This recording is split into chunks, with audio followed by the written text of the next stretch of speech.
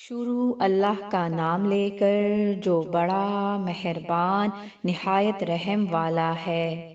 سورہ یوسف آیت 16 تا 29۔ اور یہ حرکت کر کے وہ رات کے وقت باپ کے پاس روتے ہوئے آئے، کہنے لگے کہ ابا جان، ہم تو دوڑنے اور ایک دوسرے سے آگے نکلنے میں مصروف ہو گئے اور یوسف کو اپنے اسباب کے پاس چھوڑ گئے تو اسے بھیڑیا کھا گیا، اور آپ ہماری بات کو گو ہم سچ ہی کہتے ہیں باور نہیں کریں گے۔ اور ان کے کرتے پر جھوٹ موٹ کا لہو بھی لگا لائے۔ یعقوب نے کہا کہ یوں نہیں ہے، بلکہ تم اپنے دل سے یہ بات بنا لائے ہو۔ اچھا صبر کہ وہی خوب ہے، اور جو تم بیان کرتے ہو اس کے بارے میں اللہ ہی سے مدد چاہیے۔ اور اب اللہ کی شان دیکھو کہ اس کنویں کے قریب ایک قافلہ آ وارد ہوا اور انہوں نے پانی کے لیے اپنا سقا بھیجا، تو اس نے کنویں میں ڈول لٹکایا، یوسف اس سے لٹک گئے۔ وہ بولا، زہے قسمت، یہ تو ایک لڑکا ہے، اور اس کو قیمتی سرمایہ سمجھ کر چھپا لیا، اور جو کچھ وہ کرتے تھے اللہ کو خوب معلوم تھا۔ اور انہوں نے اس کو تھوڑی سی قیمت یعنی معدود چند درہموں پر بیچ ڈالا، اور وہ اس سے بیزار ہو رہے تھے۔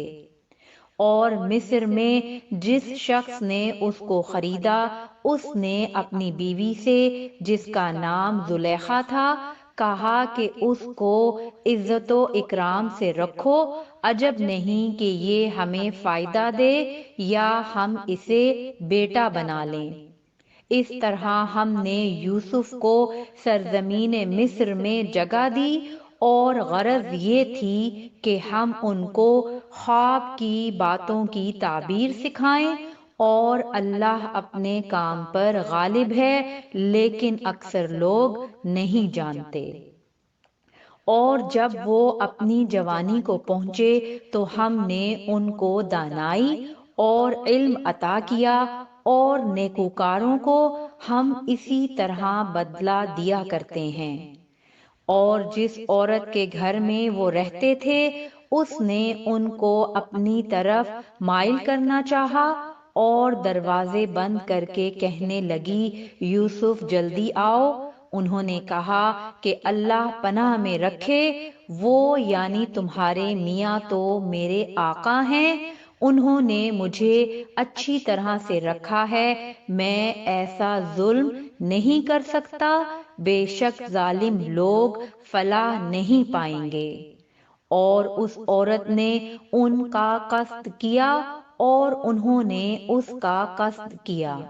اگر وہ اپنے پروردگار کی نشانی نہ دیکھتے تو جو ہوتا سو ہوتا، یوں اس لیے کیا گیا کہ ہم ان سے برائی اور بے حیائی کو روک دیں، بے شک وہ ہمارے چنے ہوئے بندوں میں سے تھے۔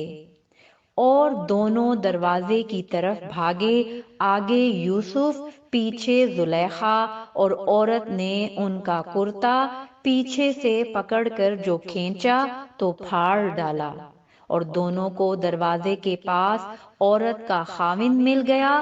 تو عورت بولی کہ جو شخص تمہاری بیوی کے ساتھ برا ارادہ کرے اس کی اس کے سوا کیا سزا ہے کہ یا تو قید کیا جائے یا اسے دکھ کا عذاب دیا جائے۔ یوسف نے کہا، اسی نے مجھ کو اپنی طرف مائل کرنا چاہا تھا۔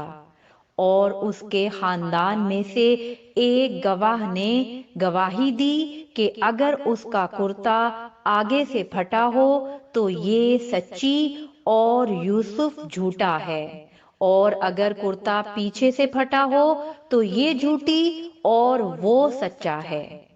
سو جب اس کا کرتا دیکھا تو پیچھے سے پھٹا تھا، تب اس نے زلیخا سے کہا کہ یہ تمہارا ہی فریب ہے، اور کچھ شک نہیں کہ تم عورتوں کے فریب بڑے بھاری ہوتے ہیں۔ یوسف اس بات کا خیال نہ کر اور زلیخا تو اپنے گناہ کی بخشش مانگ، بے شک خطا تیری ہی ہے۔